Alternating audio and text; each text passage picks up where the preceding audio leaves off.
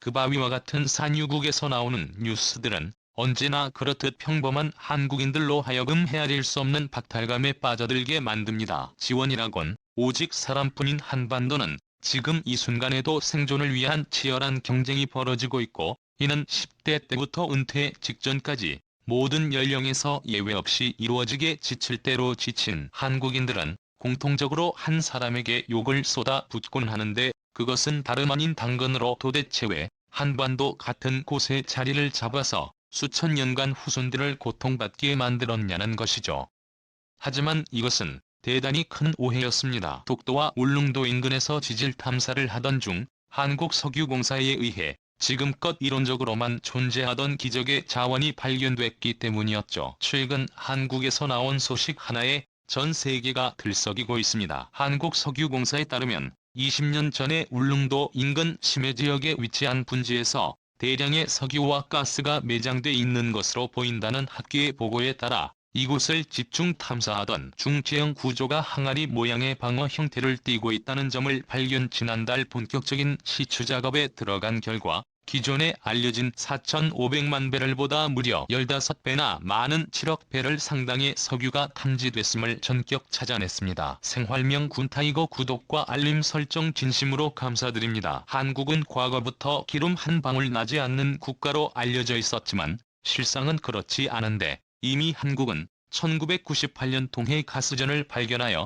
2004년 본격적인 생산 이후 일반 가정과 발전소에 17년간 공급을 이어갔고, 2020년을 기준으로 총 2조 6천억 원의 수입 대체 효과를 내어 글로벌 금융위기 극복에 적지 않은 영향을 끼치기도 했습니다. 석유공사 측은 당시 기술력의 부족으로 인해 탐사 시추 성공률이 고작 15% 안팎에 불과했다는 점을 고려하여 이번엔 단순 시추 작업뿐만 아닌 유망 구조에 대한 탐사를 병행할 예정임을 밝혔고, 덧붙여 생산 종료 후 지하 공간에 향후 30년간 매년 40만 톤의 이산화탄소를 주입하여 도합 1,200만 톤의 온실가스 저감 효과도 노리고 있음을 전하는 한편, 중동을 예로 들어 대규모 석유 매장지가 발견될 경우 인근에 비슷한 크기 혹은 그 이상의 매장지가 존재할 가능성이 높다고 판단. 이에 전문가들은 한국이 조만간 공식적인 산유국의 반열에 오를 수도 있다는 충격적인 주장을 내놓기도 했습니다. 이는 결코 소설이나 망상 속의 이야기가 아닌데,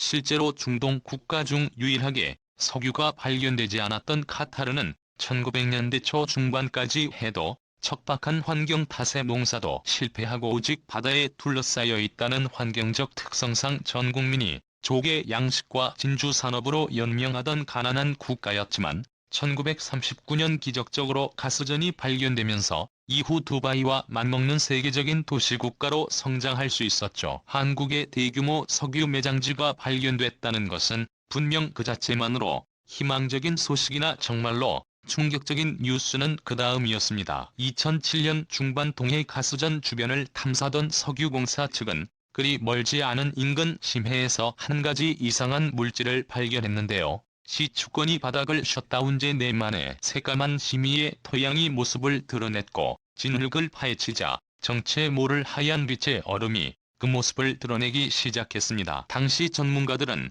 불현듯 머릿속에 스치는 것이 있었고, 떨리는 손으로 이 얼음에 불을 붙이자마자 매콤한 향과 함께 마치 기름이 타오르듯 시간이 지나도 꺼지지 않고 맹렬히 타오르는 충격적인 모습을 볼 수 있었습니다. 해당 장소에서는 이후 불타는 얼음이 나흘 동안이나 끝을 모르게 뿜어져 나왔고, 사업단은 당시 130길이의 시추관을 가득 채우고도 남을 막대한 양을 채취하여 이것이 귀한 자원인지 전혀 몰랐다는 소감을 밝히기도 했는데, 국내외 연구기관을 통한 심층 분석을 진행한 결과 해당 물질의 정체가 메탄 하이드레이트라 불리는 수소 못지않게 전 세계가 주목하고 있는 천연 대체 자원이라는 것을 알게 됐습니다. 1988년 미국 크벤 볼튼이라는 과학자는 화학지질학 저널에 발표한 논문을 통해 지구상 메탄 하이드레이트 매장량이 전 세계 가스 소비량을 기준으로 약 5,000년분에 해당하는 규모일 것이라 추정했고,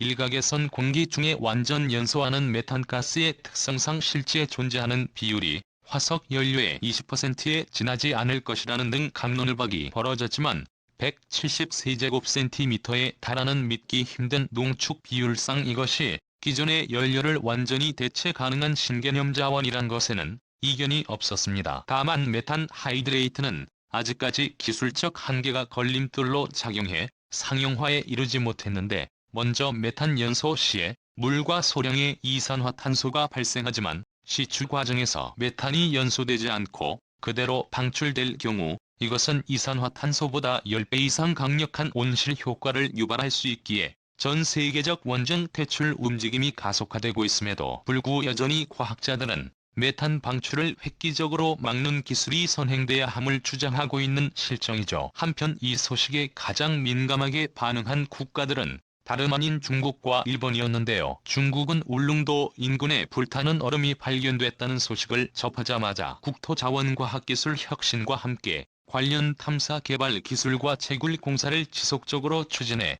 2030년까지 상업화를 해내겠다고 선언. 최근 187시간의 시범 작업에서 안정적인 채굴에 성공했고, 일본은 이미 1980년대 말부터 해당 자원의 존재를 깨닫고 1995년 본격적인 상업 생산 기술 확보에 매년 100억 원 이상의 천문학적인 돈을 투자하기도 했습니다. 일본이 독도를 노리는 직접적 이유도 바로 이 메탄 하이드레이트 때문이라는 의혹도 함께 제기된 가운데, 국내 군사학계에 의해 일본은 이미 러일 전쟁 당시부터 매우 구체적인 독도 침탈 계획을 세웠고, 충격적인 정황이 포착돼 전 세계적인 논란으로 번질 조짐마저 보이고 있습니다. 육군사관학교의 한 교수는 최근 일본 방위성 아시아역사자료센터의 사료를 조화하는 과정에서 일본 군부가 러일 전쟁 한참 전부터 독도 측량을 진행해온 사실을 보여주는 문건들을 확인했다고 밝혔는데, 1903년 10월 행동일정표라는 보고서의 구체적인 내용을 살펴보면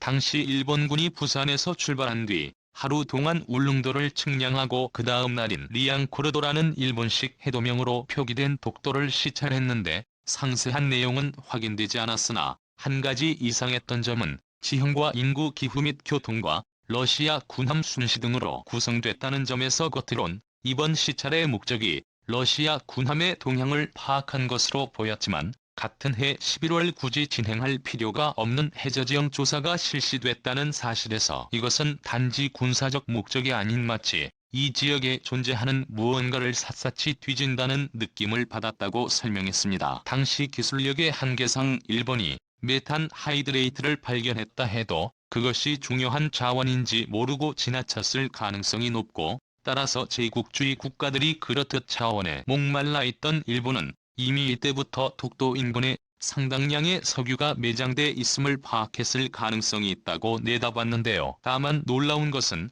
2차 세계대전 패전 이후 별다른 도발 움직임을 보이지 않았던 일본이 정확히 2008년을 기점으로 독도가 자신들의 고유 영토라고 격렬히 주장하며 교과서에 명기한다거나 일본 자위대를 중심으로 독도 침공 시나리오가 발표되는 등 이해할 수 없는 국제 갈등을 빚어왔다는 것인데, 시기적으로 이때가 독도 해역에서 메탄 하이드레이트가 발견된 이후라는 점과 매장량이 대략 구었던 규모 금액으로 환산하면 무려 200조 이상의 가치가 있다는 사실에서 당시 일본 자위대 측이 전쟁을 각오하면서까지 독도 영유권을 주장한 배경에 대해 해당 자원의 존재가 결정적인 이유라는 의혹은 점차 기정사실화되기도 했죠. 참고로 200조라는 돈은 일본 자위대 전체를 무려 3년간 운영할 수 있는 천문학적인 금액으로, 이것의 절반 정도만 한국군에 투자해도 국방력 면에서 양국의 격차는 매우 의미 있게 줄어들고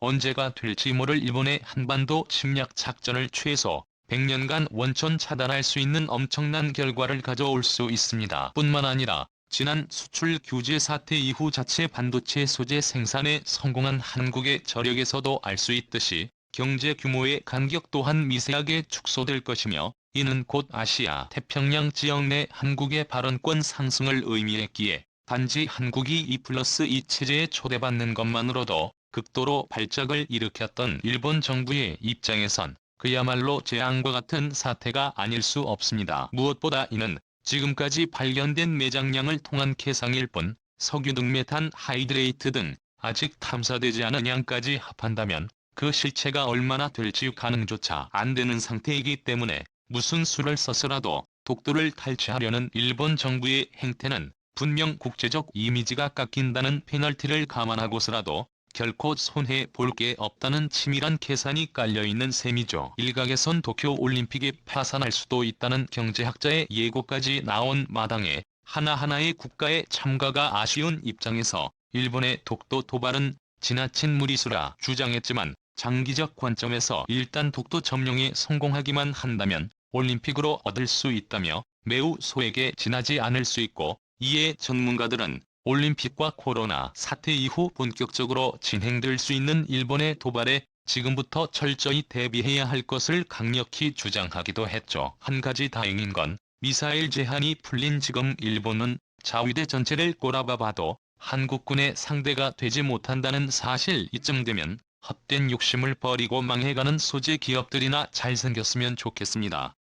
끝까지 시청해주셔서 감사합니다. 채널 명군 타이거 구독과 좋아요, 알람 설정은 좋은 영상을 만드는 데 많은 힘이 됩니다.